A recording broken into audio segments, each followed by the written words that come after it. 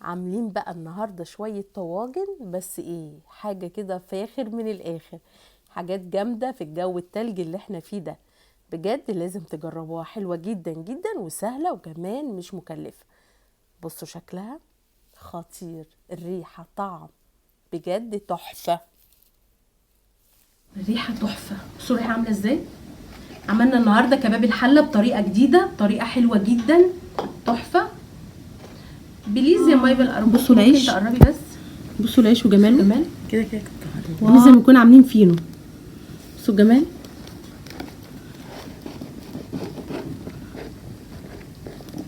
الطريقه تحفه، وكل ده بنص كيلو لحمه. تعالوا مع بعض بسرعه. انا بس عايزه اوريكم ده من غير طواجن بقى. الشتا ده بيحب الطواجن. بصوا اللحمه دايبه، كل ده من نص كيلو لحمه كترناها بالبطاطس، طبعا سخنه مولعه. خد من دي بارده شويه. بصوا جمال، بصوا جمال فينو. طبعا ده بنغمسه هنا كده في الصوص ده كده، وناكل بالعيش الجميل ده. بصوا الجمال. تعالوا مع بعض نشوف الغدا بتاعنا النهارده حلو جدا. يلا بينا. بصي بقى يا ست الكل، اول حاجه معانا بصل قد ايه نرمين زي ما تحبي، 4 بصلات، 5 بصلات، 6 بصلات براحتك خالص. طبعا انا حطيت 4 بصلات حلوين، يعني مش كبار ومش صغيرين، متوسطين. حابه تحطي اكتر حطي، اقطعهم اي تقطيع عشوائي، انا بقطعهم بصوا على ايدي كده اي تقطيع. معانا قرنين فلفل كده سبايسي حلوين، لو السبايسي بيضايقكم حطوهم باردين، لكن الطواجن بتحب الفلفل السبايسي بتبقى تحفه.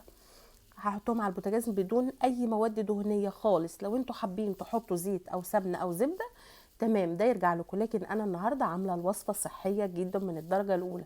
ازاي نرمين والعيش؟ ما احنا ممكن نشيل اللي مش بياكل عيش ما ياكلش، واللي بياكل عيش ياكل، لكن وصفتنا النهارده ان هي صحيه جدا. معانا نص كيلو لحمه، ايا كانت قطعيه اللحمه ايه، هنقطعها مكعبات صغنونه كده اهوت. هننزل عليها برشه فلفل اسود ورشه كمون ورشه جوز الطيب وكام واحده من الحبهان، لو متوفر حبهان، مش متوفر خلاص. وهندي الكلام ده نفضل نشوح بقى فيه، نشوح فيه، احنا مش حاطين مواد دهنيه خالص. نشوح فيه ونغطي عليه ونوطي النار متوسطه، يعني نار يعني مايله للهادي، لحد ما ياخد الشكل القمر اللي احنا شايفينه ده. بعد كده هننزل بمعلقه كبيره من دبس الرمان. طب انا يا نرمين ما عنديش دبس الرمان، حطي معلقه كبيره من العسل الاسود.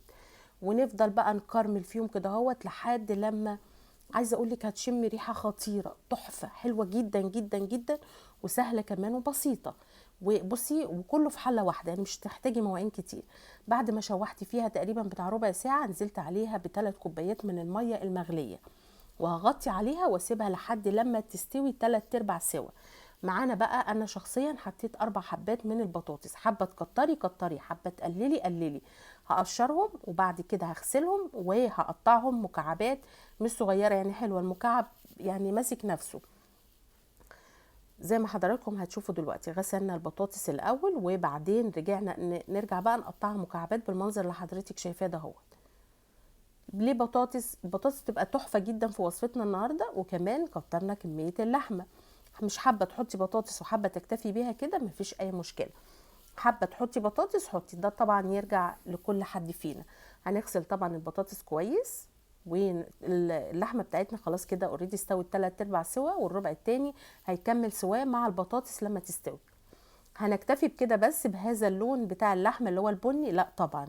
عندك بقى معلقه صلصه حطي، ما عندكيش صلصه هتعملي زي حالاتي وتفرمي نص كيلو طماطم في الخلاط وتنزلي بيها عشان تخلي اللون بتاعنا احمر وحلو. زي ما حضرتك شايفه كده اهو. هنقلب الكلام ده كله كويس، احنا مش هنحط ملح غير لما البطاطس تستوي. عندك بقى قرن فلفل تحطيه في النص كده بارد او حامي زي ما تحبي، بس انا شخصيا حطيت حامي، يعني طاجن يعني لازم يبقى سبايسي. هنسكت لا، هنغطي الحله ونسيب البطاطس تستوي. نيجي بقى معانا 2.5 كوباية من الدقيق، عليهم ظرف من الخميره، عليهم ذره من السكر، عليهم ذره من الملح. هنقلب الكلام ده كله كويس جدا. معانا كوبايه ميه دافيه، اوعي تحطي ميه سخنه عشان الميه السخنه بتموت الخميره. معانا كوبايه ميه دافيه، يعني تحطي صباعك تستحملي الميه، مش هننزل بالكوبايه كلها مره واحده. انا الكوبايتين ونص من الدقيق اخدوا كوبايه الا ربع ميه، فتنزلي تاتا تاتا. ونفضل نعجن لحد ما نلم الدقيق بتاعنا كله ويبقى قطعه عجينه متماسكه. سهله جدا العجينه والله، ما في اسهل منها. بصوا اهو، يعني انا مش عايزه اقطع مقاطع، فحابه اوريكم الخطوات كلها ماشيه ازاي. يعني اي حد بيستصعب موضوع العجينه، لا والله اسهل مما تتخيلي. انا عايزه اقول لكم ساعات بنصحى مثلا من النوم الصبح ونيجي نفطر ما نلاقيش عيش، اقوم ماسكه كده شويه دقيق وشويه ميه، والله كمان ساعات مش بحط خميره، بحط سنه من البيكنج باودر كده اهوت، واعمل لهم واعمل رغيفين 3 على البوتاجاز من فوق وخلاص، سهله جدا لحد ما اتكونت قطعه عجين بالمنظر ده. طبعا احط على وشها شويه زيت واسيبها لحد لما تخمر، نص ساعه، ربع ساعه، ساعه الا ربع، على ما يجي البطاطس بتاعتي تستوي. طبعا انا حطيت 3 4 قرون كده سبايسي حلوين، ما انا قلت لكم انا بالنسبه لي طاجن يعني سبايسي، وظبطت بقى ملح وكده وكل حاجه كده. خلاص الاكل بتاعنا خلص. نعمل ايه بقى؟ الفرن بتاعنا انا كنت قايداه على اعلى درجه حراره، رف متوسط خالص، وحاطه في الطواجن شويه ميه. الطواجن ما ينفعش تخش الفرن بارده، لازم تسخنيها قوي قوي قوي، طبعا علشان الاكل يخش كل حاجه سخنه. طبعا فضيت الميه منها، وبصوا يعني هتلاحظوا وانا بغرف الحاجه في الطاجن بيبقبق من على الاجناب. مش هامله الطاجن، يعني كميه مناسبه، علشان هنحط دلوقتي العيش على الوش، هتشوفوا حضراتكم ازاي اهو. بصوا يعني انا ما بملاش الطاجن، يعني ممكن كبشتين 3 كده اهوت، ويعني فوق الربع بسيكه بسيطه. العجينه بتاعتي اختمرت تقريبا، عدى عليها بتاع نص ساعه. بعد كده اخدتها قسمتها لكورتين 2 بس، كوره صغيره وكوره كبيره، لان في طاجن صغير وفي طاجن كبير سيكه.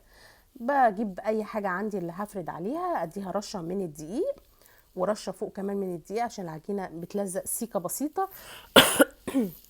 طبعا انا عندي نشابه بس ما استخدمتهاش عشان اوريكم ان ينفع تعملي اي حاجه بدون ادوات، ما توقفيش نفسك. ربنا مدينا ايدين، نعمه يعني من نعم ربنا اللي احنا مش حاسين بيها. ايدينا دي نعمه من عند ربنا. اعملي بايدك اهو، فردنا، يعني ربنا يبارك في صحه كل حد فينا، وبايدينا كده اهوت. عندك نشابه خير وبركه من عند ربنا، ما عندكيش يبقى بايدك اللي ربنا مديها لك الجميله وتشتغلي اهو. نفرد، وبعد ما فردنا حطيناها على وش الطاجن. بعد كده بقى في تكه مهمه، بعد ما قفلنا كويس كده اهوت. في ناس بقى اللي انا من الناس اللي مش بتحب البيض في المعجنات، يعني ما بحبش ادهن وش المعجنات بالبيض.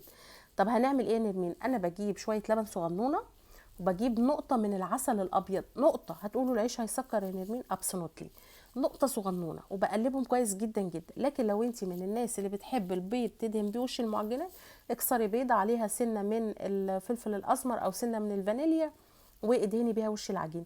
لو انت زي حالاتي مش بتحبي البيض يدهن على المعجنات، هتجيبي شويه لبن صغنونه وسنه صغنونه لا تذكر من العسل الابيض او العسل الاسود، وتقلبيهم كويس جدا، وتدهني وش العجينه، وادينا رشه سمسم ورشه حبه البركه. سهله وبسيطه وجميله، وفي الجو التلج ده حلو جدا. ولا الريحه بقى ما اقولكيش في البيت طبعا. ودي تاني واحده برضو فردناها اهو، سهله بسيطه. انا بفرد بايدي، بصوا العجينه طريه وجميله ولينه، وهنقوم قافلين بيها الطاجن كده اهو. تقلقيش سهله، اي حاجه هتتقطع مننا هندويها دلوقتي. بصوا انا ما حبيتش اقص اي مقاطع، بوريكم ان عادي واحنا شغالين ممكن تحصل اي اصابات في المطبخ، فعادي خالص. هقطع حته عجينه من الجنب التاني واكمل بيها الحته دي، وعادي خالص اهو. بصوا ما تقوليش لا الحاجه باظت فشلت، دويها وعالجيها وعادي.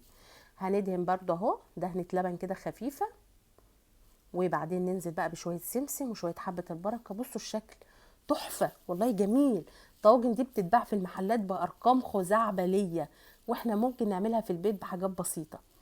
طبعا شفتوا في الفيديو عملنا كباب الحله بطريقه جديده وسهله وبسيطه، ومن غير كلاكيع ومن غير ما نكرمل بصل ولا نكرمل سكر ولا الكلام ده كله. غدا سريع سريع وتحفه، وفي الجو التلج اللي احنا فيه ده بنبقى محتاجين الطواجن. بصوا والله شكله جميل وتحفه وسهل وبسيط ومش مكلف، يعني من نص كيلو لحمه تقدري تعملي كل الوليمه دي كلها.